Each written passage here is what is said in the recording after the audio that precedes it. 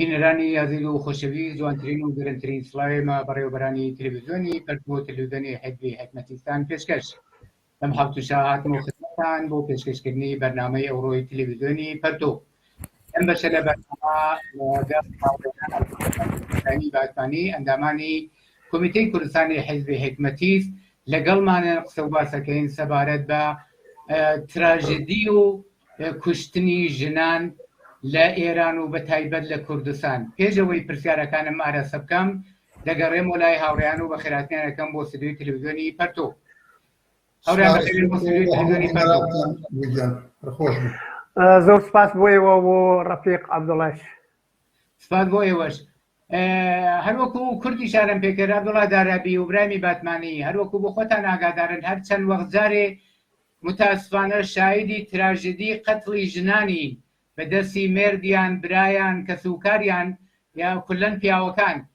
بە تایبەت لەم دوو هەفتەی ڕابردووە شایدی کوشتنی چەند نەفەر بووین و متاسفانە دوێکەش لە پیرانشار ژنێک لەلایەن مێردەکەیەوە بە ناوی گوڵاڵەی دەهار کە پێشتر بەرحاڵ شکنجەی کردبوو ئەزیەتی کردبوو لە حاڵەتی کۆماوەمان بوو متاسفانە یەک دوو ڕۆژ لەوە پێش فەوتی کردووە. ئەم مەسەلە ئەم تراژیدیە بەدەستی شوو باوک و برا کە هەر چەند وەخت جارێ ژیانی ژنان نەگرێت و متاسفانە ژیانی خۆیان لەدەستەگەن. ئەمما زرا عەبدوڵڵا دارابی ئێوە بۆ چییە گێڕنەوە ئەم ئیتفاقانە بۆ ڕووەدا؟ ئایا قەتڵی ژنان بەم شکڵە تەنیا مەسەلەکە ناموسیە یا هۆی دیکەی هەیە لەم ڕابردەدا؟ زۆر سپاس دەکەم، زۆر سپاس بۆ بینەرانیشەکەم. من گرێکمەوە بڵێم ڕاستەکەی قەتڵ و کوشتن چژن بێت چ پیاوە بەتایبەت ژنان بەرەخرە بۆ کەسانێک کە نەخۆشن لە ڕێگەی جنون تووشی جنون بوون، تووشی نەخۆشیان ڕۆحی ڕەوانی بوون و عەقلیان بەوە ناشکێکە ئەیانەوێت چی بکەن. ئەمەش اتفاقاتێکە کە ڕووەدا، اتفاقاتێکە معمولیشە لە سەرتاسەر دنیا و ئەم شتە ڕوویداوە و بە فراوانی و ڕوش ئەدا. ئەمە شتێکی ترە. منتها ئەم شتەکەی تر بە نەزەر من کە تۆ باسیەکەی قەتڵی بەم شێوە لە کوردستان و پەرەسەندنیشی و دەوامیشی شتێکی دیکەیە. ئەبێ بگەڕێنەوە بۆەوە کە حەقیقەتەن ئەمە لەسەر جنونە نییە، ئەمە قەتڵێکی ئاگانەیە، قەتڵێکە کە هەڵەگەڕێتەوە بۆ مناسباتێک بۆ دەسەڵات و حاکمیەتێک کە حکمەکە بەسەر جامعە و بۆ فەرهەنگێک کە ئەم ئینسانانە لەم حاکمیەتە و لەم دەسەڵاتە کە 42 ساڵە سێبەری ڕەشی بەم خەڵکی ئێران و کوردستانە داسەپانوە بەلەخەرە ئەمە بۆ خۆی تەسیری واقعی و تەسیرێکی ڕۆحی و ڕەوانی هەیە و تەسیرێکە کات سەرەوە تەسیر کردۆ سەرەوە کە بەلەخەرە ژنان قوربانی یەکەم بن، کچان قوربانی یەکەم بن لە هەموو ئوموراتی ژیانیانە، نەکتەنیا بۆ کوشتن بەڵکو بۆ ئزدواجیان، بۆ حتا نەحوەی بەخێوکردنیان لە منداڵی و تاوەکو گەورەیە. ئەمە لەم چوارچێوەی مناسباتی حاکم بەسەر خەڵکی ئێران و یا هەر وڵاتێکی دیکەی سێمە چون لە کوردستان قسەیەکەین مەبەستمە زۆرتە ئێرانە ئەبێ لێرەوە تماشای کرد. ژن لەم کۆمەڵگا لە لەحازی مناسباتی سەرمایەداری و هەڵقەی زەعیفە بۆ ئیستثمار، بۆ چەوسانەوە، بۆ کارلێک کێشانەوە، بۆ سوودی فراوان و کاری ئەرزان. ئەمە شتێکە کە لە حاڵەتی عادی و معمولیا کاملەن ڕوو ئەدا. و ئەم ڕژیمەی کە حاکمە هەم ڕژیمێکی مەزهەبیە و هەم ڕژیمێکە کە بەشێ لە دەسەڵاتدارانی ناسیۆنالیستن، ناسیۆنالیستێکن کە پرشنگ و تیشکی پیاوسالاری لە ناو دەستوەبردنیان بۆ ئەم نەوە ئەعماڵە، بۆ ئەم نەوە کردارە، بۆ ئەم نەوە قەتڵە کە تۆ ئیشارەی پێیەکەی مەسەلەیەکی ئەسڵی و ئەساسیە. یعنی ئەگەر تۆ گرێکی بێ قسەکەیش لەم چوارچێوە قسەکەی بزانێت کە مەعزەرەکە چییە، مشکلەکە چییە و خەڵکی ئازادیخواز و بەرابەری تەڵەب بووە خودی کۆمەڵگای جوابەکەی بداتۆ. چون بۆ یاڵێم کە مەرجەعەکە وەختی ڕۆشن بێ، شوێنەکە وەختی ڕۆشن بێ، قاتڵ وەختی معلوم بێ لە ئەسەر چییە خەریکەم کاروبارەیەکە بۆ دەستی ئاوەڵات بۆ ڕاحەتە ئەکوژێ و هیچ مەسەلەیەکیش نییە. ئەوە یەکەم حکوومەتەکە حاکمەوتم حکوومەتێکی مەزهەبی و حکوومەتێکی سەرمایەداریە یا ناسیۆنالیزمیش یا شەکۆلەدا ماقیقەتێکە کە ژن کوشتن لای ئەمان وەکو ناموس معرفیەکرێت، وەکو مڵک، وەکو ماڵ، وەکو وەسیلەیە کە تەحتی تەکەفلی ئەم پیاوەیە و ئەم پیاوە بە مێری خۆی توانێت هەرچێکی پێ بکات، هر وقت بالاخره بكامي او ان الروي بالروات وانا بيكوجيو راحت دربازي شدته هيج قانونك وهيج ياسايا وهيج دصلات داريك بالاخره حكم نكا ام كسويا ام كسانه سزا بدرين بويا زور روان زور راحت دز بردن بو جنكوشتن لجامعه وكومالغاكي اسلامي ناسيوناليستيا بنظر من امريكي مداومه وامريكي بو خويا البته بتصميت شدي اذان كبويا بكم القى جوابي مشتبهات منه بالاخر الاخر خصوصا كم بلا ما وشتي اصلا يك السود وسرمايه جن بلاواسين القيبه الشردانيه او لباري كار ولباري السود كيشي ولباري السود هيو ظلم زوري ليكا اللباري قانوني ولا ساي قانوني شا دس اور كابو بياو سالاري بو اسلامي كثيف قبل اخره وكو ملك سيريج كان سيري كان هل من داريته وقتك ابي اما مساله كبنظر من برحات لكم الجاي ايرانا وبتابع لكم الجاي كردستان برشاو اكويت مورد النخلة مورد روي خوشي بينادم و اشتكى انساني 8 سال برجول ابي بيكابي تحميله كان حقالان بسريار وسريان بسريار بمنداري ايدن بشو اخوي اقاي لمنيه يعني همهم جنايات انا الروكات الجن لكم الجاي وكو ايرانا بتقابل له خانوادنا كما ذهبين بياو سالارن ناسيوناليست يعني بالشكل اهدافي اجراء كدني ام سياسه تشابلاك لم حكومه الجمهوريه الاسلاميه كبس حقلك حكمك وجودي هي بالاخر لبن مالكانا لخانواده كان انجام مدريد و هيج كسيتيش لما قابل اواد جوابوني يعني هيج الركن واركاني كي دولتيش جوابي هنا داتو باش مبوبي بكجريت اما تشوش هل لا برسن بلكو سربرزي وچه درو نجات شي بده مساله زور سپاس بۆ تۆزەحەکانە دەگەڕێم وەلات عەبدوڵڵا دارابێدینە سەر مناسبات و قوانینەی کە لە کۆمەلگای ئێرانە و کوردستانە حاکمە. برامی باتمانی پرسیارەکەم لە ئێوە ئەوەیە باتەوە جێبەوەی دیارە خۆ قەتڵ وەژن کوشتن لە هەموو دنیاە بەنسبەت وجودی هەیە بەتایبەت لە وڵاتانی ئیسلامی و وڵاتانی ئاسیایی و ئەفریقایی و مانە زۆر بەرچاوترە وەلێ ئێمە مشەخەسەن جیا لە کولی ئێرانیش لە کوردستان باز لە ماکرێکە دەبینرێت بە واقعیەتێکە لە کوردستانە کوشتنی ژنان بەرچاوە ئەمە لە حاڵێکایە هەر لە ڕۆژەکانی ئەوەڵی هاتنە سەرکاری جمهوری ئیسلامی خەڵکی کوردستان دژ بە جمهوری ئیسلامی و سنەتی دواکەوتووی ئیسلامی و ئەم جمهوری ئیسلامی کە 42 ساڵە حاکمە پیشبینیەوەیانە کرد کە جامعە بە پەردگا و ڕەشی و نابودی بەرێ مبارزەیان کرد و ڕاوەسان وجیا لەوەش لە ناو کوردستانە ئەحزابی جۆرا و جۆر چەپ و ڕاست هەرچەند ئەحزابی ڕاست بۆ خۆیان پایان لەم لە ژەنی ئیسلام و مەرد سالاری و ناسیۆنالیزم و کۆنەپەرستیە گیرە خۆیان بەشێکن لەم شتە بەڵام بەشی چەپ لەم کۆمەلگایە حزوری بووە تاسیری بووە چۆنە ژن کوشتن لە کۆمەلگای کوردستانە زیاترە لە شوێنەکانی تر ئەمە بۆچی گێڕی دوتو برای گشتی جالت سلام ببینندگان عزیز و ئێوە و هاوڕێ عەبدوڵڵای دارابیە گەێنم بە نەزەر من زۆر ناخۆشە و زۆر دەردێک گەرانە بۆ جامعەیەک و هەنووز لەم دنیای سەرمایەداریە شێمە بزانین ئەم اتفاقاتانە لە ژن کوشتن لە مناڵ لە کنار خیاوانە و خەفتن لە جەنگ لە بەدبەختی لە تەبعیزات لە هەموو شتێک وا ئیمڕۆ متەئەسفانە گشت مردم شایەتن ئەمانە گشتە لە نظامێکە ئەم اتفاقانە کە پێ نظامێک سەرمایەداری جەهانیە یعنی ئەمە یەک واقعیەتە ئەوەی کە بوو ژن کوژی لە کورد لە ئێرانە واسە لە کوردستانە بوو ئەموت هەموو هەرچی ڕۆژە ژن کوژی و خودسوزی و نازانم قەتڵ و ئیعدام و هەرچی شتە لەسەر و مردمە دێت بە نەزەر من لە منە پرسید پایەکەی حکوومەتێکەوە ها لە ئێرانە پایەکەی قانونێک وە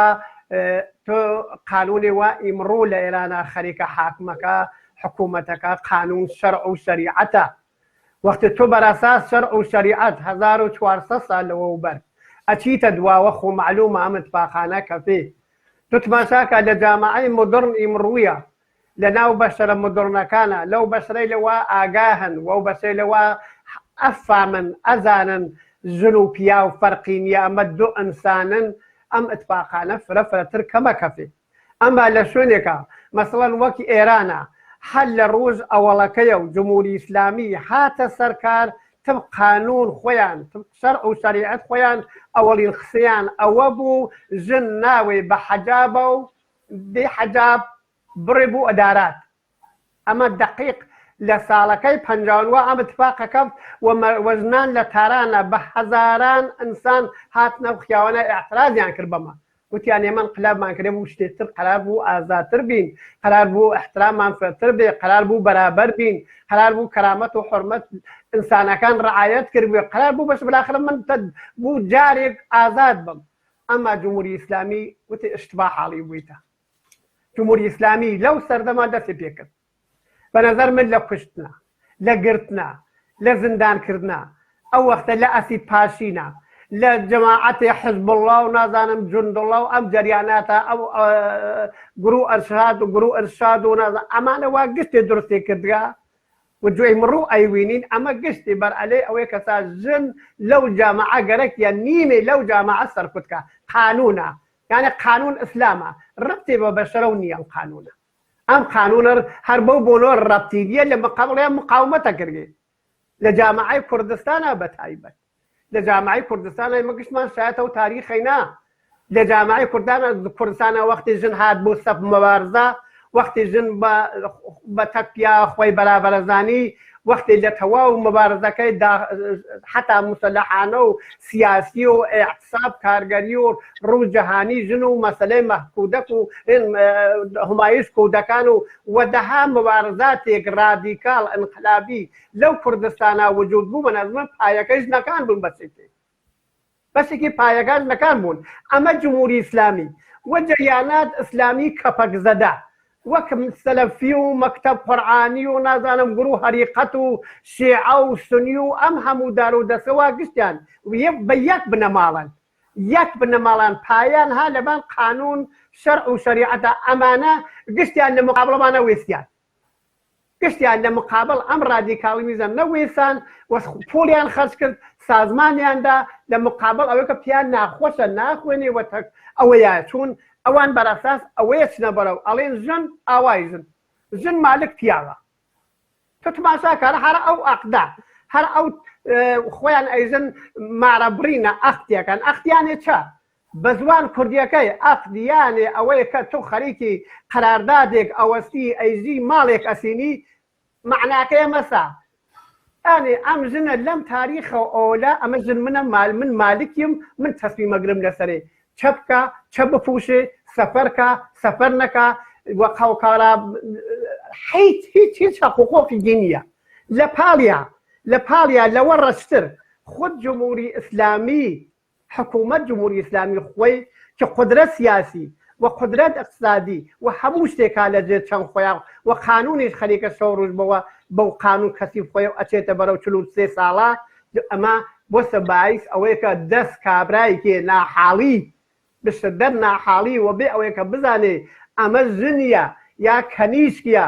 ئەمە وەک ئینسانێ تماشایەکە بلافاسەمەیانێ بوو بازەکە بەڕەحەت ئەی کوژی بەڕەحەت سەرکوتیەکە بەڕەحەت مەحرومیەکە ئیجازەی پێنایە حتا خۆی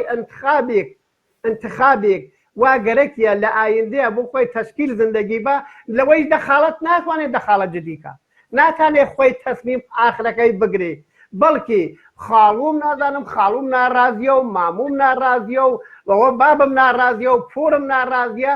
بابەگیان ئەمە خومەعەڵە نییە ئەم ئینسانە یەک بار شەنسێ هەست گەرەکیە لەم دنیا زندگیکە وە گەرەکیە کەسێک هەڵژبێرێ بتوانێت وەتەکیان ڕەحەت بێ خصوصیاتێ بە یەک بخوا ئەحترام یەکتری بگرن ئازاد بن ئەم تەلاق و مارە و نازانم ئەمانە دانیانە ئەمانە فقط باجێکە جەریمەیەکە پۆڵێکە کە ئیسلام سیاسی و جمهوری ئیسلامی خەریکە بەسەر خەڵکەی سپێنێ ئەگەر ڕاستەکەی تەلاقە ئەو نەمارە برین ئەو نەمهمە ئەی ئەهم وجیایە چەست خولە و مارە برینە ئەڵێ بڵێ مادامان ئەمر هامە تەکتا ڕیشەڵا بەهەنام بەهەش چەبێت و حەزات ئەنە زوان ئەو کەنیشک و کوڕە ئایا ئەمە پایە ئایا ئەمە گارانتیەکە بۆ زندگی ئایا ئەمە گارانتیەکە بۆ ئەوەی کە تۆ وە خەڵکارات خۆت وەتە جنەکە تا بەرابەر بزانی ئەمانە گشتی بە نەزەر من لە جامعەی ئیسلامیە ئەمانە چی دەرداوەرە نە دەرداوەرە گشتی ڕەتی بەش زندگی بە شەرعی مرۆ نییە. سپاس بۆ تۆزیحەکانە دەگەڕێمەوە لای تۆزراوی باتمانی. عەبدوڵڵا دارابی لە وەشەی لە قسەکانی خۆشتاوە وەم قسانەی ئاخری برامی باتمانیش باسی لە نەقش و فەرهەنگی حکوومەتی جمهوری ئیسلامی کە خۆ هەموو شایدین لە تەی 42 ساڵ حاکمیەتی جمهوری ئیسلامیە گەڕاونەتەوە بۆ 1400 ساڵەوە پێش ئەگەر بۆچوونی ئەوان بێ دیارە قەتئەن زۆر لەوە ڕەشتر و خراپتریش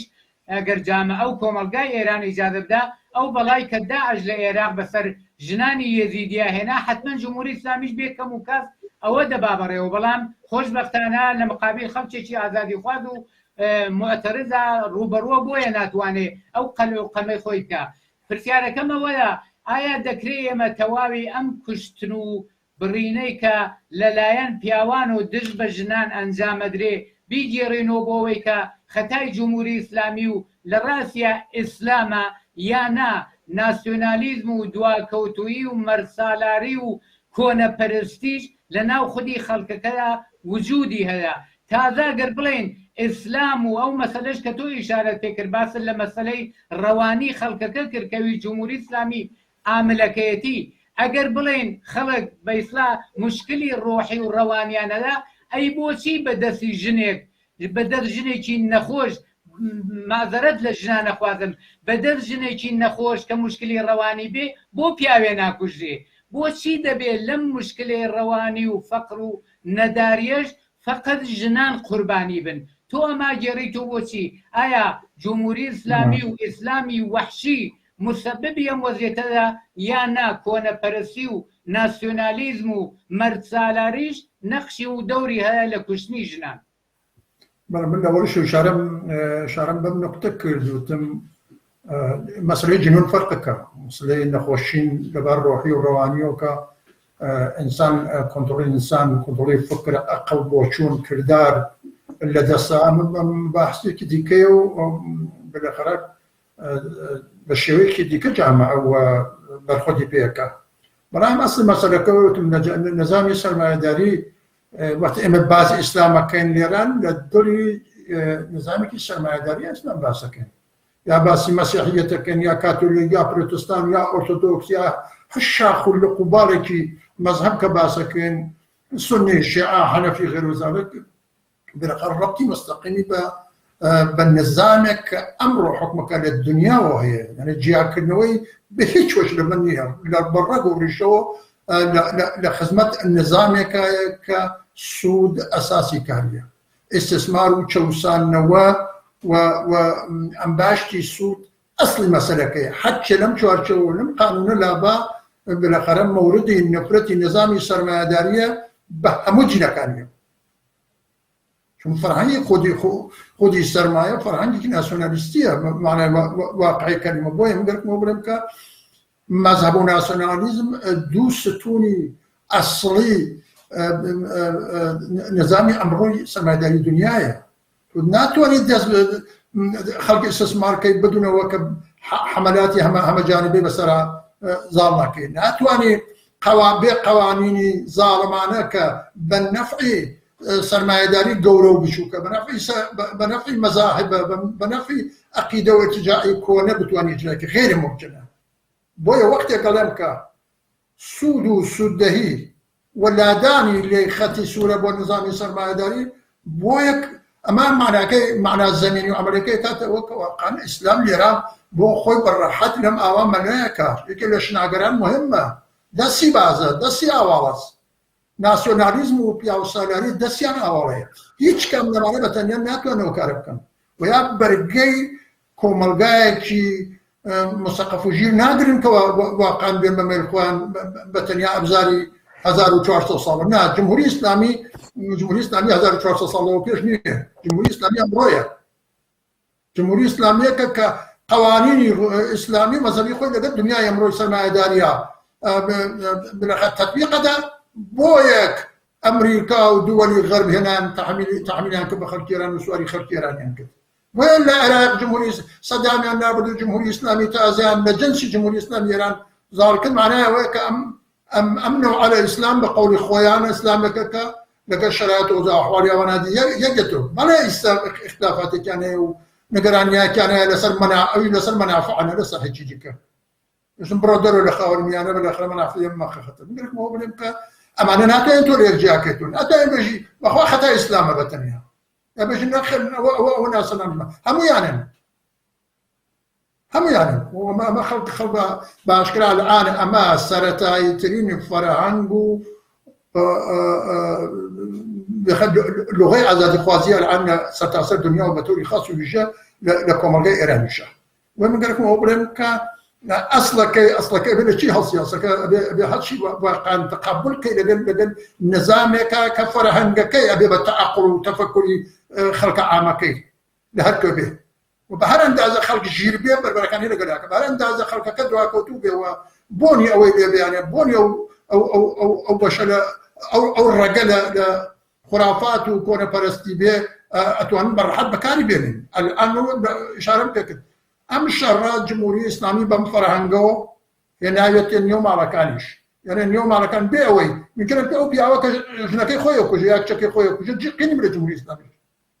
بلام ده السبب اجراء سنتكي او واجراء قانونكي او دج بخوي دج بمنعلكي دج بخوش السترين جكر كوشكي دج بجنكي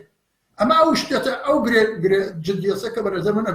ابي خلقي اغا كبت بيشو بيكا ابي خلقي اغا بري بي بغريز ام سنه بالرايمن هاتشون السنتي عقب ما عندي نظامي سرمایه‌داری امره باتجاه كون برستكيو بفرهنگ بياو سالاريكيو بناسيوناليزمكيو بمذهبكيو بيشي دترين بنظر من الشر وبركاني امره لسطح دنيا وبتوي خاص وجه لكم الغاء اسلامي وخاورميانا جاريه ووجودي هي بويا هاتشون الجمهوريه الاسلاميه تنيا ولا بالجمهوريه الاسلاميه بالرخيه الجمهوريه الاسلاميه ابي قانون كان بالرخيه الجمهوريه الاسلاميه ابي بياسا كان بالرخيه بس سنه الجنيو كان بالرخيه بأما أجرنا الرخيه اسمت كيروا فيزيكا كيروا وكان بقى كيرنتو وانو هذا امش شرا بروتي قدو بخلق وبر حد سبب وجن جن حلقي ضعيف نظام السرمایه‌داریه بو استثمار تواو تلاشي وانا مجن ما دانت شو هذا شيء بيبكا يعني كاري بيبكا مثلا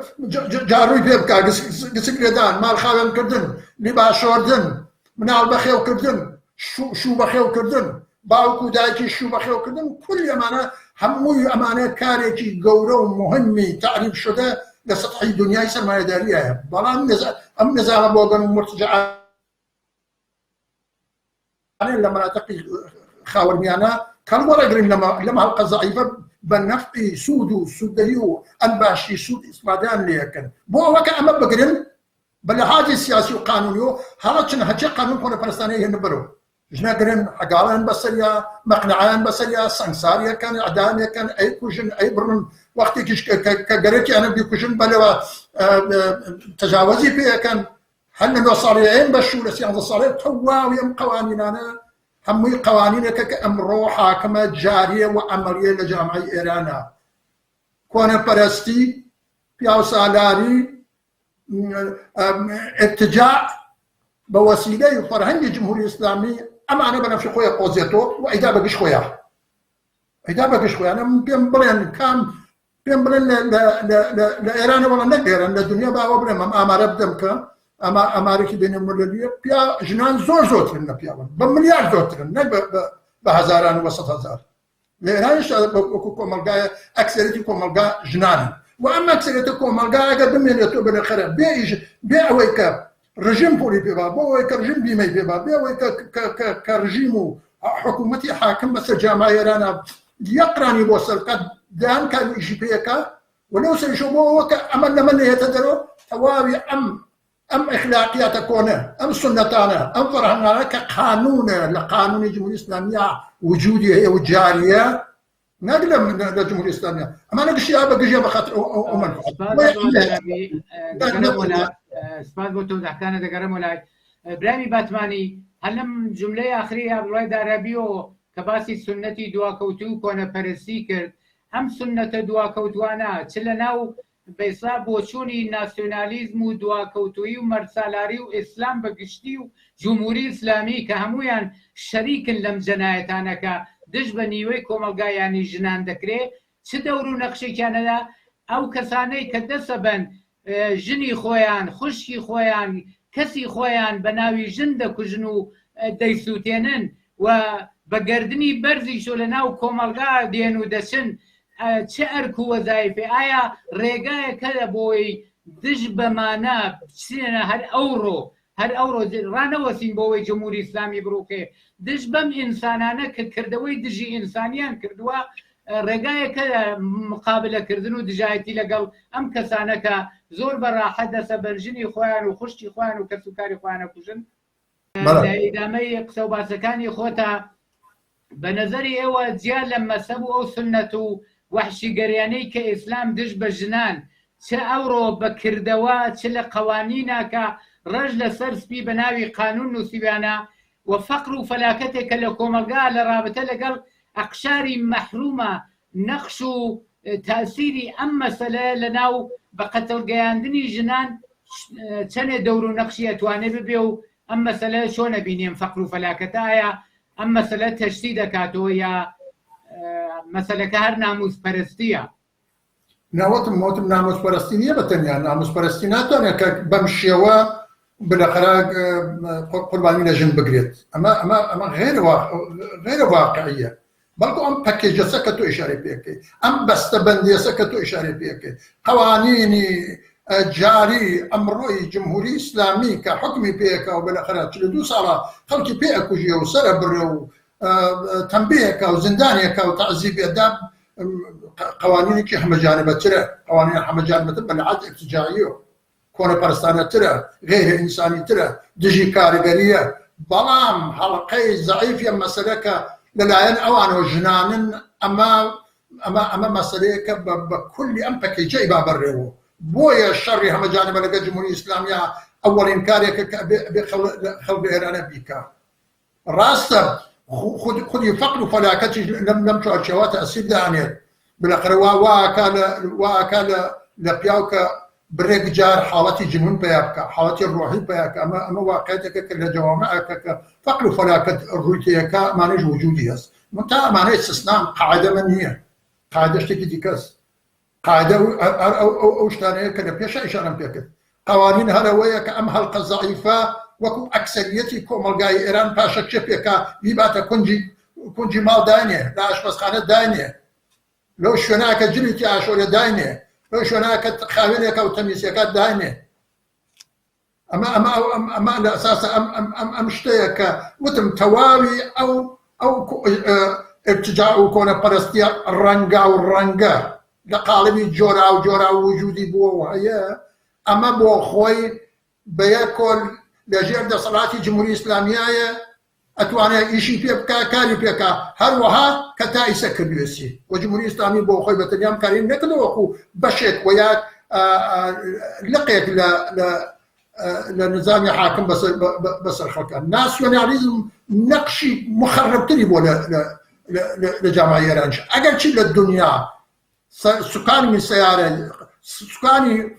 ژیانی بەشەر بەدەست ناسیۆنالیستە بەڵام لە ئێرانە ممکن ئەمەی پڕنگ بێ بەڵام لە ئێرانە هەمویانن هەمویان تا شەریکن تۆ ناسیۆنالیستێکم بۆ باس کە بچێ بەگەشت جمهوری ئیسلامیە شەڕی بۆ کردێ بەربەرەکانەی کرد لە رابطە لەگەڵ تەعەڕۆزی ڕژیم بۆ سەر ژنان بۆ سەر منداڵان بۆ سەر کچان هەر لەو کاتۆ ئەبێ لە دایک تا ئاخرەکەی پێم بڵێ وەکو نمونە پێم بڵێ من شک نابم نەمدیوە بۆیە من گەرەکمەوە بڵێم کە ئەگەر دفاع لە ژن نەکرێت هێزی ژن ئازاد نەبێت وەک ئەکسەرەتی کۆمەلگا جمهوری ئیسلامی سەرنگونی غێرە ممکنە ئەو بە تەئکید ئەو قسە بکەن غێرە ممکنە بۆیە مەبەستمەوەیە کە لا أخوة لما مقدار زوت قصيكن بلام حقيقة كي ويك بهمي أم بكجة كمني شارم بيكد جمهوري إسلامي فينا جمهوري إسلامي أنا الناسيوناليزم تاع الراش كانك تاع ياريك تاع بازيك بياو صاري هربم شيء كونه برستي إفراطي جري سلفي جري همي جارية سلفي جري كمركزيو بنيادك أساسا لمسروديت جمهورية إسلامية كايبك عليه خلق الكرد لكردستان إيران العراق تركيا سوريا غير ذلك كايبك وهم قالك ما هو بلهم همي أمانيك لها الخزائي فكو دس بيكاك أتوانيت لنا مالا شركة بيو يتوب زاني فأنا مالا من داصر كنت كبيو خلق زاني لدرو مش زاني ما هو سيكا مثل شون رفتا لك أنا قمنا لك إياه وكو خويك إسلاما مقنعاك تسمنا لك إياه وكو خويك بزماني عربي قري قرآن خونوا حقيقة بويش واكا اويش جوجو احمقو نفهم وخوي بعدين هيش ما عيدني من واقعيتك لامازوري الرودا ولا الاسلامي السياسي جاء عمل اوروبا ناوي النسبة فرنجي ابي او فرنجي بيبنا ودنيا كواقعا من داريكي نو صار ادابشو من داريكي شو اكن صار حقا تسلي الروسي اتبين بسليار بيبنا ودم او قانونا كواقعا دسيان صاليا كنوجوان وكو قلالا اقاشيتو بيع وخوي اقا الهي ببيدي بشو بكسك اصلا لا ناسي ممكن ما عمله اصلا بيني عشيره به بيني طائفه به بيني قبيله به ولا من قالك ما انا بقولك بلا بحمي امانه اما خلينا قصيكن جمهوريه اسلاميه يعني حموي امانه كباسم كم كونه برستانيه تياي امر رغانه تياي بم رغانه هيري شكن موجه هيري شكن موس كوملغاي ازادي خواد بوسر كوملغاي ك متزاد لغروانا هن بيكنو عندك دار بلا ما حلقه ضعيفي ام ترقي خواز يجنانا بويا اجر اما الرهانه بيد يعني اما سرنا كويت انا بيوانا قال اقل بيلوانا كانوا كبيش الرهابيت وقنا الرهانه بن اما مساله كبنظر من مساله يجري يبو خلق ايران وبو جمهوريه اسلاميه كتسميه عليه استاذ بوتوضح كان دقرم ولا ابراهيم باتماني ودارم دنگي بيسين او زوري من بينم ابراهيم باتماني استامي ككد بسراوه علامته بسر ميكروفون كتولا او فشاري بدك او علامته لو ختل صر ميكروفون كلاسي الان قصو كبزام دنگي تلا قنا قرم ولا عبد الله داربي داگم تي عيسى بلا فرمو پرسیارەکەم تکرارکەم و یا پرسیارەکەم ڕۆشن بوو بۆت ڕۆشنە فەرموو مەسەلەی ئەوەی کە باس ناسیۆنالیزمەکەین یا باس ئەفکار دواکەوتوو یا ئەرتجاعی لەو جامەعەکەین یا باس ئەنوا و ئەخسام مەزهەب یا سونەتەی کۆنەوەمانە بەنەزان من گشتی ها لە ژێر ئەم سیستم نظام سەرمایەداریە گشتی لەم ئەمانە لێنە سەرچاوکەیەگرێ لێنە خۆی تەقویەتەکە لێنە مدیا ئەنە اختیارێ لێنە تەبلیغی بۆکەن هەر بەو بوونەوە مەسەلەیە تۆ باشاکە ئەوە خۆ ناسیۆنالیزم لە کوردستان عێراق نمونەی بارز ئەمە 30 ساڵەهانە سەر کارە و تا ئێستا نزیک 16 تبق ئامار خۆیان ئەدارەی ئەوقاف لە کوردستان عێراق ئیسلامیەکەی تا ئێستا 16 تا 17,000 نەفەر جل کوژیاوە وەسەر ناموس و ناموسپەرستی هەتا قەورسانەکەی جیاز قەورسانەکەی لە سلێمانیا جیاز ئەم قەورسانە جوز کەسێکن ناویانیش نی لەبان قەورەکانیانە و لەبان کێل قەورەکانیانە و ناویان نییە فقط شارداریە زانێ بە خاطر ئەوەیە کە خانەوادەکەی نەیژن کەنیشکەکەی مەسەڵەن شوێ کردووە ئەما دوو چیزە نەبووە یا مەسەڵەن دەیژن فلان ژناکە ئەمە ژن فلان کەسە فلان مەسئولە یا فلان کەس بووە دڵی بە پیاوێترەوە بووە لەسەرەوانە کوشتیە با ناوەکەی نەوە ئاوڕوو خانەوادەکەی بڕی تتماشا ئەم تەفەکوڕەکە کابراو لە ئێرانە ژنە کوژی پێ ئەیژنەوە ئەمە پیاوانەس کام پیاو ئەمە تەشویقە کردی بۆ ئەوەی کە واسە مەسەر ناوی ژنەکەی من مەسەڵەن کەنیشکەکەی من یا ژنەکەی من بێ قەوڵی من بکە بۆچە ماتم مالکی بۆچە تو ساحیب زەوید بۆچە ئەوان ئینسان نین حەقیان نییە ئاعترازکەن حەقیان نییە بچنە سەفەر تەنیا خۆیان حەقیان نییە شەو دێر بێنە و حەقیان نییە وەکە وەکەم جامعەی مۆدرن ئەوروپا مردم ژن و پیا وەختی ژن بەرابەرن بەمانعای واقعیەکەی ژێ بەرابەرن ئازادن دەفاعەکە لە حقوق خۆیان قانون دەفاعەکە لەو حقوقە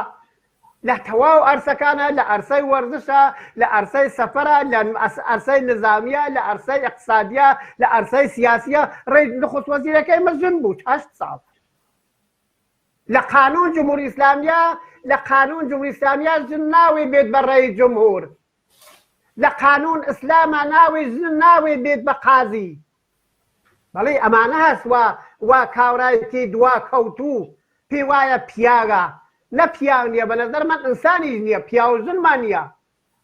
بۆ بوونەوە دەستێ بازە بە ڕەحەت هەڵەسی ژنەکەی بەداسەڕێ هەر مەسەلەی هەر ئەو ڕومینا کەنیشکی 13 ساڵە بوو کە باوکەکەی لە ناو خەوە باو پەر وەحشی گەریە و سەرێ بڕی فقط جرمە و کەنیشکەوە عاشق بوو بەڵێ ئەشێ کۆنەپەرست ئەشێ مرتەجع ئەشێ ناسوینالیست ئەشێ شێخ ئەشێ ئەو مەلا ئەشێ ئەم هەموو کۆنەپەرستانە ئەشێ ئەمە بزانن ژنیش ئاشقەوێ ژن ئەنسانە ژن حەقیەس ئازاد بێ حەقیەس چێ بوو سەفەر حەقیەس ئێعتراسکە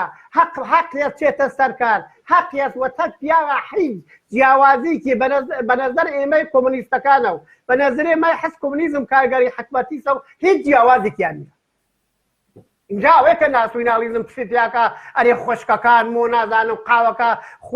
خۆشکەکان پوزەوانە بۆ برا پێشمەرگەکان ئەو دەرانەیەوە حەزم کادی بۆ برا پێشمەرگەکانیان بدۆزە دروستکەن لە حینێکە کۆمونیستەکان لە حینێکە کۆمونیستەکان ژنیان هاورە سەف بارزۆ نیشانیاندا لە کوبانیا ژنان گەورەترین مقاومەتیان کرد لە مقابل داعش و ئیسلام سیاسیە هەر بەو بوونەوە بە نەزەر من ئەوەیەکەوە ئەم اتفاقە ئیمڕۆ لە جامعەی بەتایبەت کورسالاکەفی واقعا من فرە متعەسفم فرە پێم ناخۆشە دەرداوەرە تەنیا دەرداوەر بوو خۆی نییە ئەوەیەکە کوژیا منەکە لەو وەسەتە خانەوادە گشتی بێچارە خەمبارەوێ هاوسا و بەراسا گشتی ناڕەحەتە مشکلاتێک تێر دەبەرەوە خود ئەو پیاوە هەرچی کەس نەخۆش وە سالمە هەرچی کەس سەرنوشت خۆی ژێ خراو ئەوێ ئایا ڕێحەلێتری نییە بوو نیەستێ بە نەزەر من ئەتوانن هاوساکان ئەتوانن مەحەلەکان ئەو کەسەی لە وا ئەیناسن قەومیانن دووسیانن لەو جامعە ئینسانەی ئازادی خوا و بەرابەری تەڵاب ژنەی ئاگا و کۆمونیست ژنەی متەرەقی پیاوەی ئاگا و کۆمونیست پرەیاتیا معلمیاتیا وەقەڵدان هەت بە ملیێنە دانەجوویاتیا ئینسانەی سەردەرچوویاناتیا بەبەگیان وەختی مشاهدەی شتێکاوایەکەن ئەتانن بەرێ بگرن ئەتوانن سەمیمانە خۆمانیانە تەکن داژن قسەکەن ئاخرەمە تو چەست بوویت بەم ژنتە حەقت نییە بەی لەم ژنتە بوو ناڵی ئەم ژنتە لە ماڵەوە دەرچێ باشە ئەم کەنیشتە بوو بە زۆرەیە بە شواخرا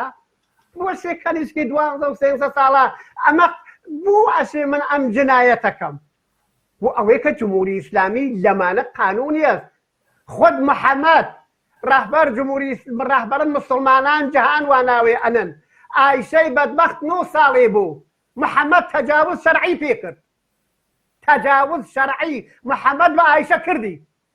ئیسا خەریکن بەداخەوە سەڵەواتی بۆ لێرن ئەیکەنە ئۆلگو بەڵێ قەسەم گەوریانیش محەممەدە ئەمە ئەم قانونە ساگەرەکیە لە قڕن 21ەکە لەسەر ژنان ئێران لەسەر کوردستانە جمهوری ئیسلامی گەرەکی ئەمە پیادەکە جا بۆ بوونەوە گەورەترین وەزیفەیەکە لەبەر تەک ئێمەیە هاتە بەرتەک ئەو جامعەیە لە بەرماڵ گشتیا خەفتەیە ئەسەی لە مەسەلە حەساس بن چۆنەوێ کەنیشکی عاشق بێ بابا پیا عاشق ناوێ حەق خۆی عاشق بێ چۆنەوەی لەسەرەوە جرمە بیکوژی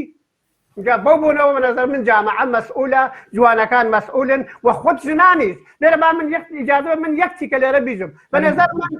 نەزەر من بابا من قاتە بیکەم ژنان بە نەزەر من مفعال نین چۆن لە شارس نەیە لە کامێران لە بووکان لە مەریوان ژن بکوژی و ئەو ژنە نەڕژدە و خیاوانە دانیشتێ لە ماڵەوە چا دانیشتێ بوو چە بە نەزەر من ناوی تەعارضێ پێکریاغا لێ کوژیاغا قەتڵیە قاتڵەکەی خەریکە لەو بەرا ئەچێ جمهوری ئیسلامیش کارێ پێ نییە بۆ بۆنەوە دانیشتن لەو موارد دەخاڵەت ناکەن تێعدادی زەحمەتیان کێشاغا تەلاشیان کردی هاتن وەلی بە نەزەر من 1001ە ئەمە ئێرادە بەنەزەر من ژن و پیامان ئەوەڵەن نییە کۆمونیستەکان ئەمە عەقیدەی ئێمەس بارها دەفاعمان کردێ بارها بەحثمان کردێ تەرویجمان کرد ژن ئەسێ دەفاعکا لە خۆی ئەشێ سنەت و کۆنەکان لەژێر پا وەختی پیاکەی پێژی و گۆڕواکانم شۆڕە بیژە هەڵسە بەخشی هەڵسە خۆت خۆ دەست خۆخۆتەتانەی بیشۆری وەختی وا عادەتی پێ نەکا هەمیشە ئەم لە ئاشپەزخانە و پیاکە حازر خۆربێ عادەت بۆ نەکا پیاکە هەر وەختی تێتەوە کەس یەقەی ناگرێ وەلی ئەگەر ئەم سەعاتێ دێر بێتەوە ئاسمان و زەوی ئەلکی بە یەکە هەزار نەفەر دادگای یەکەن نازانم ئاوڕوومانەوەی ئاوڕوو چا ئاوڕوو لەوە خراوتر و کاورات کوشتگا کام ئاوڕوو ئەی بوو لە مقابل سنەتەکان و جنایەتەکان و قانونەکەی جمهوری ئیسلامیە ناویسی بوو لە سنەتەکان داعش و ئەمانە ناویسی لە مقابل جنایەتەکان سەلەفیەکان ناویسی خەریکن تەبلیغ ئەوەیەکەن کەنیشک ژن ناموسە و کەنیشک ناموسە و 10 ساڵە و 9 ساڵە توانێت شوکە بوو لە مقابلەوە ناویسی بوو لە مقابل دژنیان ناویسی بوو لە مقابل نازانم جاشکردنەوەی ژن بووە دانێک لەم عێراق اتفاقی کەوتێ تازەگی و تەک چل ژنا خەفتووە هاوردیانە جاشێکەنەوە ئەی ئەم ناموسە ئەو نەمهمە ئەی بوو جاشەکەیتەوە ئەو نەبووت مهمە ئەی بوو ئەی کوژی ئەمانە سونەتەی دێکن ئەشێ رادیکاڵ و کۆمونیستەکان و ئازادی خواز بەلەس لە بانگشتیەوە ئەشێ ژنان لە مقابلەمانە بێسن ئەمە شەرمان و نەمانە ئەسپاس بۆ تۆزیحەکانە دەگەرم وڵات عەبدوڵڵا دارابی برایم بەتمانی لە قسەکانی باسیەوەی کرد کە جامعە وەسیعەن خەڵکێکی ئازادی خوازی تێدایە ئینسانای ڕۆشنی تێدایە بەڵام دەبینین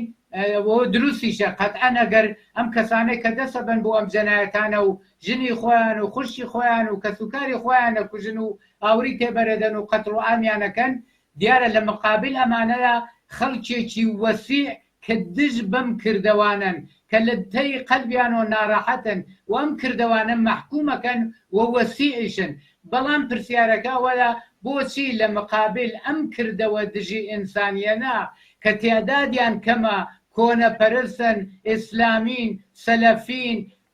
مسلمانن دواکەوتون چۆنە تەمکینەکەن و ڕاست قاتڵی ئەم ئینسانانە لە ناو ئەم خەڵکە متەمەدنەیە دێن و دەچن و هیچ اتفاقی ناکەوێ ئەرک و وەزایفی ئەم خەڵکە چییە بەڕایەوە بەنظر منم مەسەلە جدیدترین مەسەلەس ئێمە کۆمونیستەکان وەکو حزبی حکومەتیست بەرنامەی دنیای باشترمان هەیە بەشێکی بەرنامە حەدی ئەقەلی پێڵەن بەشێکی حەدی ئەکسەر بەشێکی مەربوطە بۆ دەورە کە سوسیالیزم لە ئێرانە بالاخره بۆ سلەی خەڵکو تەقیقلێککار ئیجرا بێت بەشێکیشی ئەوەیە کە هەر ئەمڕۆ هەر لەم ساعتەوە کەم قسە و باسەیەکەن نەتەنیا بچین بە جمهوری ئیسلامی بە هەموو قوانینیەوە بە هەموو سنەتەکانیەوە بە هەموو یاساکانیەوە بە هەموو ڕەوشتەکانیەوە بە هەموو هەڵسوکەوتەکانیەوە قەزیە ئەوەیە خەڵک ئەبێ وەختی ڕووەکاتە جمهوری ئیسلامی ئەبێ ڕووکاتە تەواو لابنی بۆ تەواوی قوانینی تەواوی قوانین و یاسای کە بەسەر خەڵکە و بە تەوری خاص و بە تەوری ویژە بەسەر ژنانە حکمی کردووە و حکومەکە یعنی ئەمە بێ ئەم وەرگووە بێ بالاخره ئاواکەی هەڵگرێت پەرچەمەکەی هەڵکرێت بێ پەرچەمی ئەوە هەڵکرێت کە چۆن ئیسە گەنجان بەشێکی زۆر لە گەنجان و جوانان ئیسە لە هەموو شارەکانی کوردستانە بەرچاو ئەکەوێت کە لە محیطی زیست دفاعکەن وەکو مەزەم ئۆرگۆیەکی فوقالعادە باش لەو شوێنە کە تیا ژین لە حفاظەتی لە خاوێنی بالاخره دفاعکەن و باش و لەسەریشی گیانیان باق کردو بۆ ئاگاداریتان چەندین جوان گیانی باق کرد و چەندین جوان هەر بۆ ئەم کارە کە لە زاهرە بە بچوو تماشایەکەت جمهوری ئیسلامی کوشتنی یا مەسەلەن لە بەرابەر هێرشی خەڵکە یا بەشێک لەو خەڵکە کە بەناو ڕاوچی و ڕاوەکەن و باڵەندە و بالاخره گیاندارانی بێگونا ئەکوژن و یا کوشتویانە ئایسا ئەوانە هەنگاوێ چۆتە پێشوو من لە بێرە لەگەڵ جوانێکە قسە بکەیت ئەوانەیە کە ڕاوچین و خەریکن بە کوشتنی باڵەندە لەزەت ئەبن واقعاً خوا لە شارنۆ لە خەڵک بەدزیۆ خەریکنەوە کارەکەن ئەشێ وای لێ بکەن جەلاد و قاتڵینی ژن نەک تەنیا نەمێنێ لە هیچ کونیەکە پەیدا نەبێت لە هیچ کونە قوژمێکە ئەم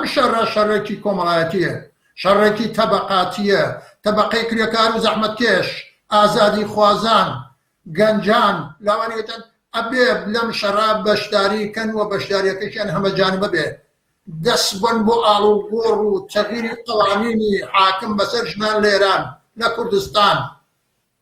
تونەم قانونانە بەشێکی بەم دەورەی جمهوری ئیسلامی مەربوطە بەشێکی بە پێشتری و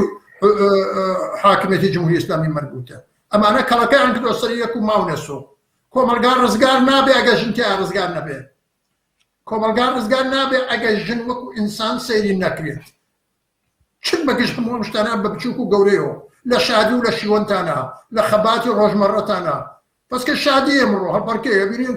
پەنجاش سی چلشن لەو لاوە دەستی کردەوە سی چل پیاوی لەم لاوە دەستیان کردەوە ئەمە زانین کێ منیەوە نییە بەل لەوە لە دەورەی ئێمەوە نەبوو بۆی ئەبێ ئەوە قەمگەردە کە تەحمیل کراوە بێتان قبولیکەن بۆ ئینسانەکان بێ پێکەوە بن لە شادیەکەیشە ئەمانە ئینسانن حتى تو جرناك اللي قال خانواتك خوتا هنكي اما قانون اما كذا سكانها اما بتشوك خليكم نمونيه بتشوك ديالمو لا شادي شي ولا كيشا انقام قربيوان وخو كشنو خو برينان دانا بو جنان شادر وخيوتي كان بو جا كانوا رون بو قربيوان قاشنا نقري واقع من عيكن رام بياون بجيا نقرا بقول كم ام تفسر وحوايج كنتنا وشاو بياو خوي ابي خوي خوي كبير کۆمەلگای یەک پەدیدە یەک شتە ژن و پیاویتیان ئینسانن هەمووی ئەم هێرشانە بۆ سەر ژن بۆ سەر ئەکسریەتی کۆمەلگا یانە بەقا جمهوری ئیسلامی ئەگە تەرجمەی کەیتۆ بە معنای واقعی کردو یانە دەوام و توولە عمری جمهوری ئیسلامی چۆن ئەمە لە یەکە دەیتۆ ئەمە بەوە لە یەکە دەیتۆ کە تۆ لە ئاڵوگۆڕی قەوانینی زاڵەمانەوە تجاری کۆنەپەرستی بەسەر ژنان بەسەر کچان بالاخره بێتە مەیدان شەڕی بۆکە ئاڵا هەڵگەری پەرچەم هەڵگەری پەرچەمی هەڵگەری بێژی کوڕ و کچێکە حەزم لە یەکەکەن لهجد صار برجل حق إزواج بيكو نباوق نبرا نماما نخاوزان نمين كذا نمين بنا حج كذا بدخلت ياك زور صعب أما بيبقى عادة بيبقى إسعادة ثانية عشان ده بانزا بيا وصل يشمون محل وقرك ومعتبر بيان يجارب رابو هيجبي دعاء واقر أجل منطقي بعدينا بيشوف أندازي وزني خوي أعطوني طلايبو كري ما خليدو فلوس ما عمليه ما عملها حيوانة بلا نصفت بداوي لي بردن لو أنا كجوان لي ما عملها زمان أما أنا ربطي بإنسانيته أنا ربطي بعشق علاقته أنا ربطي بجيانه أنا تجارته كالنظامي يمر سلمى داري حاكمة بإسلامي وبكون برستي وبحمل اللقوب رنا ورنا كانوا بالآخر خريكا أما أنا أبي بتجنن أبي بياو خوي بتجنن للتواوي أم تبوتوزا كان نصر بالنصر توشي بو هاتو توا كويسه وكان ازادنا برزقان ابي جمهوريه اسلاميه ابي بحمو قانون كان يوبروخي وأويك مشابهي أو دواي أم صرحنا ذات البركو قدرت بدس قطعنا بدس عبد بدس قطعنا به قانون بدس قطعنا به يا سب بدس قطعنا به أما إحنا كم أوفرانا كم ما لا من وقمنا قرصية كان زي شانتان خوش يستيم محبته عشقه علاقه دوستي بيننا بالأمانة جعاري كان چند خوش كتو بو اندازه كره كتو ديوني كشكش بديوني ثاني چنه لذتي چنه شيرينا بو امانه ام ياسانه بهاتني جمهوري اسلامي امانه بوجاونته قشاونته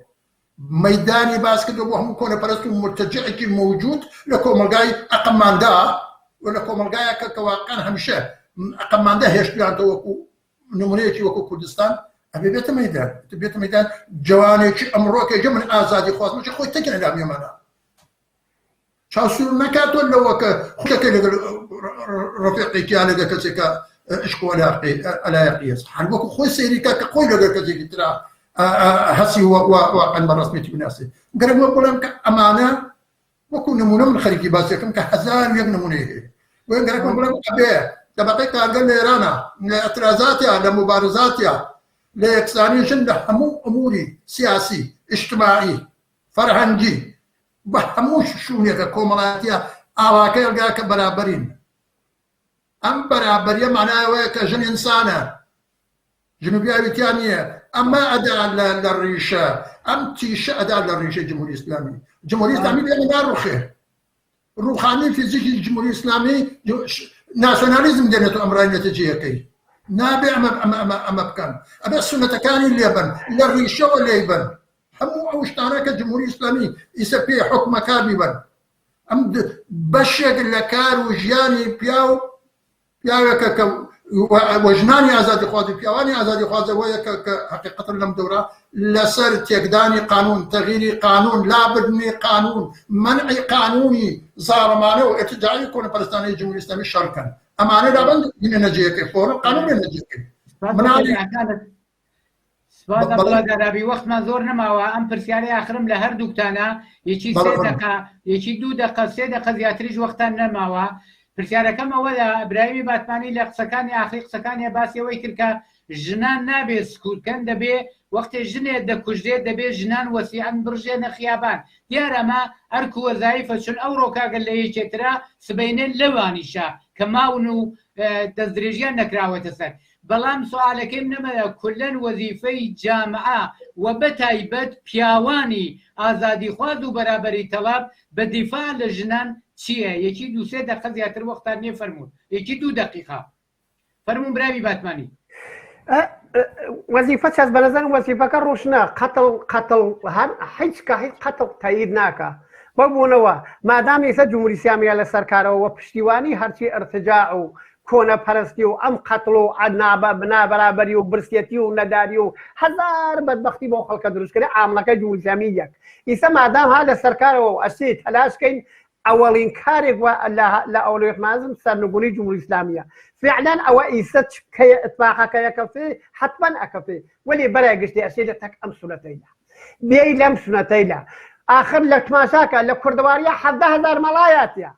17,000 مفتخوار ئەنگەل دست قاتڵ لەو مەملەکەتە هەست تۆسی بچی گوێچکەوەی دەقسێوانە ئەمانە نمایندەی ئەم ڕژیمەنە نمایندەی خامنەیین تۆ چیتە مزود ئەچیتە مزود بەڵێ کەم بچی چاکەی ئەچی گوێچکەیتە مەڵایش تەواو قسەی ئەوەسا 50% دەبەر عەلەی ژنە ئیمام جمعەی مەشهەد ئەلەمە الهودا وەختی ئەیژی بەقەڵ ئەیژی ئەگەر ئینساڵ باران نایە خەتای ژنەکان ئارایشیان کردیان نازانم زەوی لەرزە تێت خەتای ژنەکانە نازان حەچی مەسائلە بۆ بوونەوە وەزیفەی جامعەی ئێران ئەوەسا بەنەزەر من بە جوان و بە کوڕ و بەبانەوە خۆم دەزانم جامعەی کوردستان جامعەی چەپ و متەرەقی و هەمیشەیش پێشقەدەم و هەمیشەیش پێشڕەو بووە لە دەوران خۆیان یەکی لەو پێشڕۆیە بۆ نەی بە جمهوری ئیسلامی بۆ قانونە وت ئەمە یەک واقعیتە ئەسی دەست بەنە دەست یەکە و لە هەر کوێناکە هەن لە مقابل سنەت و کۆنەپەرستیە بێسن لە مقابل دەفا لە ئازادی و حرمەت و کرامەت ئینسانەکان کەن و دەفا لە بەرابەری ژن و پیاو و نەبێ مەسحەب سپاس بۆ تەوزیعەکانت عەبدوڵڵا دارابی 1 دقە کەمتر وەختماوە فەرموو منش قسەکەم وەسە شەڕ بۆ حەلیە مەسەلە شەڕ بۆ سەرکەوتن لە مەسەلە شەڕەکە کۆمەڵایەتیە کۆمەڵگا جوابدەرەوەی ئەوەیە کە قەوانینی ئێرشداعی بەسەر ژنان و لاچێت بۆ ئەوە کە نێڵێ منداڵ بە منداڵی بەشوو بدرێت بۆ ئەوە کە بە ئەنوان و ئەقسام شێوە چاوی لێ سوورەکەنەوە لە کەس و کار خۆی بگرێت تا خودی ڕژیم و تا پای ئادامەکە کە ئیمان و تا پای سنتەرەکە ئەم شەڕە شەڕی کۆمەڵگایە کۆمەڵگای متەرەقی بە ژن و پیاوێکێت ئەم شەڕە بۆ ئەوە کە ژن ئازاد بێ ڕەها بێ وەک پیاو بێ بەرابەر بێ لەگەڵ پیاوە لە هەموو بەشەکانی ژیانە لە هەموو بەش گەورە و بچووکە ئەم شەڕە شەڕی گشتیە شەڕی کۆمەڵگایەکە کە لە مقابل جمهوری ئیسلامیە قەدی عەلەم کردووە چ 2 ساڵە شەڕی لەگەڵەکە ئەبێ بێ ڕوخێنێ ئەبێ ئەم کارە ئەم مەسئلە کە ئیسە باز لێکرا پرسیار لە ئێمەکرا ئەبێ کۆمەڵگا جوابی ئەمە باتوو زۆر سپاس بۆ تەوزیعەکانتان و بۆ بەشداریتان لە بەرنامەی ڕۆی تەلەڤیزیۆنی پەرتۆدا عەبدوڵڵا دارابی و برامی باتمانی سپاس بۆ تۆ بۆ هەموو گوێگران و بینەرانی خۆشەویستی تەلەڤیزیۆنی پەرتۆ سپاس بۆ ئێوەش بینەرانی ئازیز و خۆشەویست هاتینە کۆتایی بەرنامەی ئەوڕۆی تەلەڤیزیۆنی پەرتۆ ساخ و سڵامەتیتان لە هەر جوهان ئارەزوومانە